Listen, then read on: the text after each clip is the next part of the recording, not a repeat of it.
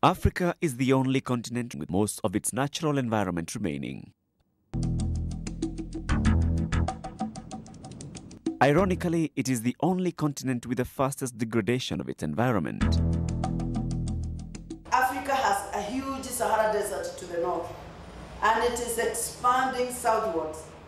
And people, all of the countries which are now in the Sahel region, from Dakar to Djibouti, they know what it means to be threatened by desertification, because the Sahara Desert is expanding southwards at a terrific rate. 1st of December 2007, several parts of the country suddenly burst into chaos. This magnitude of chaos had never been witnessed before. I feel sad. I've been crying a lot. I got to know very many lovely people. It's a lovely country. I want to come back.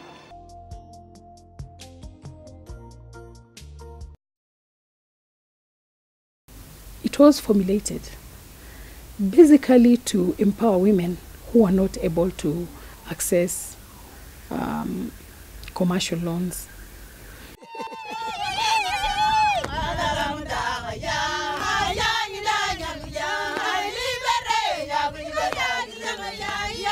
We've been able to disburse 1.9 billion Kenya shillings in the form of loans.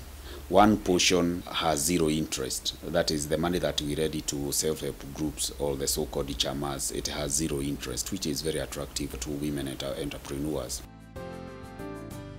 Over the last 4 decades, the countries that comprise the Eastern and Central African regions have witnessed sustained economic growth in all the key sectors of their economies. This growth has been made possible by the availability of petroleum products required to drive the operations in these sectors.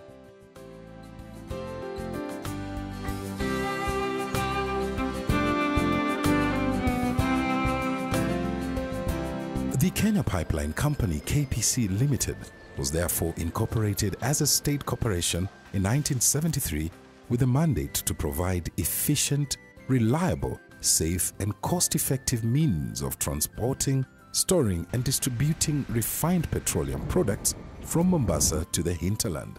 Our mission is to efficiently receive, store, transport and deliver petroleum products.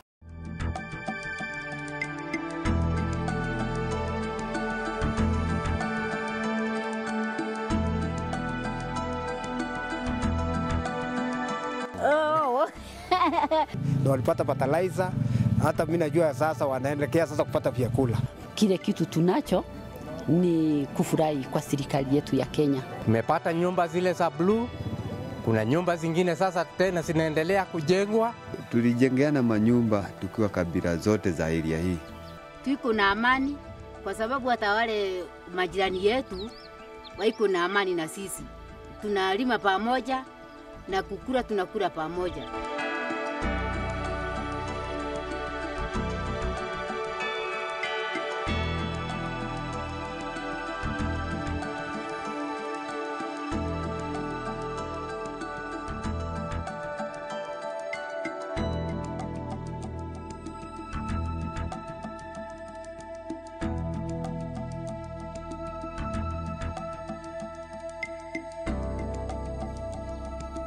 Voices of gratitude, such as Mama Esther's, are a clear testimony that the resilience of the Kenyan people in times of catastrophes, such as the post-election violence in 2007, forms the bedrock of existence, that we can fall and rise up again and build our nation.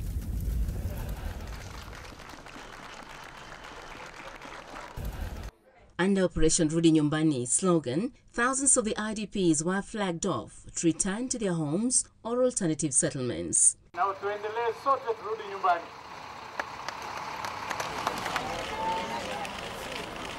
Thanks to the Ministry of State for Special Programs and tens of Friends of Kenya, especially the UN agencies. What we realize is one of the issues that really caused the post-election violence was one, poverty, and the other one was unemployment. And NGOs and the UN said, why don't we partner? And even as we are settling these people into the land that we are buying, or even back into the land that where they used to call home, why don't we chip in and help them first to alleviate the poverty and also to create employment? And that is why that was initiated.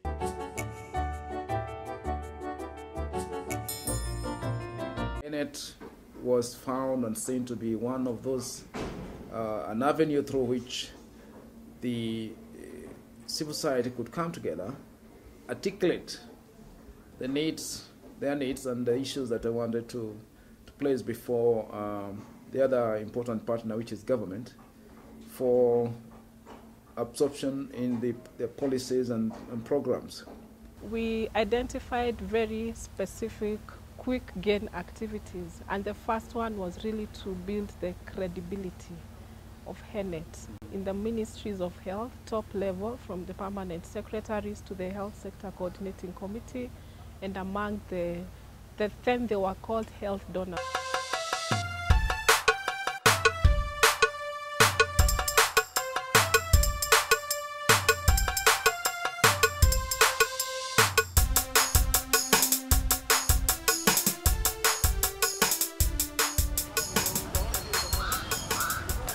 One of the most sensitive and sought-after public service in Kenya has been access to justice. Thousands of inmates across the country's prisons have suffered immensely due to delayed or absence of justice. The absence of effective and prompt dispensation of justice leads to human rights abuses. Unfortunately, the most affected by this scenario are the vulnerable in society. There are several factors responsible for this, including files which go missing in the courts. The majority of remandees are poor and not able to pay for legal representation in court, inadequate number of judges, lawyers and advocates, corruption in the judicial system, among other things.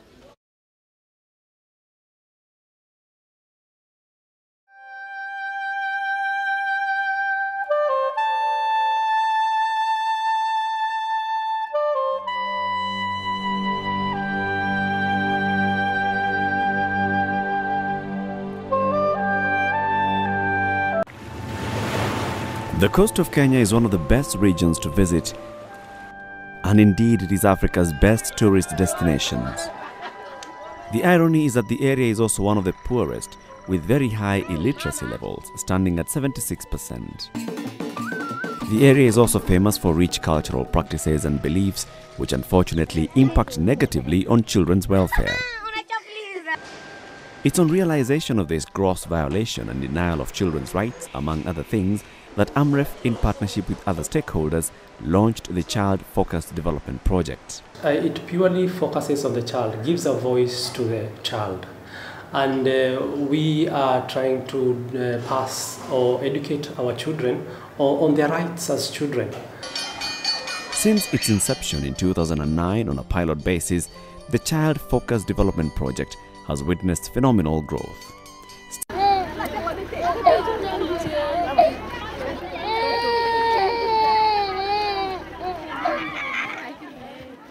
Shida zinanisonga kwa community. Mimi ni mchawi, mimi ninaua watoto, mimi ninakula watoto, zile kaburi hazionekani, mpaka nimehama hapa Kakumawani.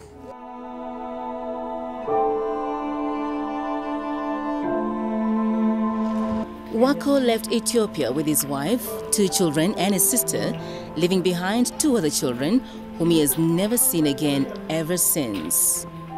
Wakati mimi natoka kwa nyumbani yangu, mimi hajafikiri kuenda Kenya. nataka naenda tu kidogo kama serikali inawacha mimi. Ama kuja paka boda, hata nagopa kukaa boda, alafu ameingia Kenya. These sad stories represent thousands of other refugee voices living in Kenya and other parts of the world. It is in recognition of the plight of these people that we celebrate World Refugee Day. Tukilinganisha na soko zingine ambazo ziko katika Nairobi, utapata kwamba soko ya Mudhurwa ndio tunalipa pesa mingi zaidi. The location is very conducive with the business. Shida iliyoko hapa ni kuogopa city council. Unafungua lakini city council nao ndio hawa. These are only a few of the thousands of voices from Kenyans on the crucial role of markets if properly managed. Millions of livelihoods would improve and our economy would benefit a great deal. The markets have been and continue to be an engine of growth.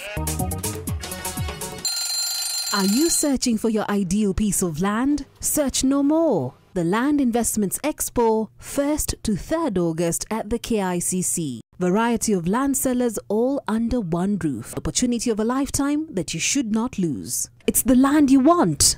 It's the land you'll get.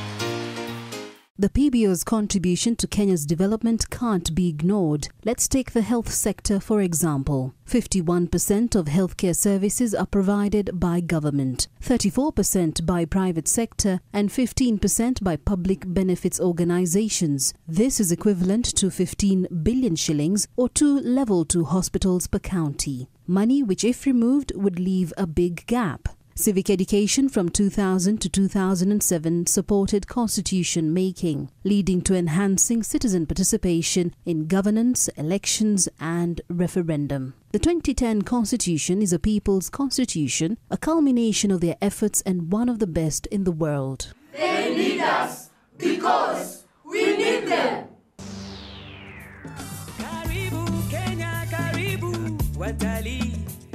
Wana Kenya pia tusibaki nyuma, tuitembele nchi yetu, mali yetu, fahari yetu, uchumi wetu.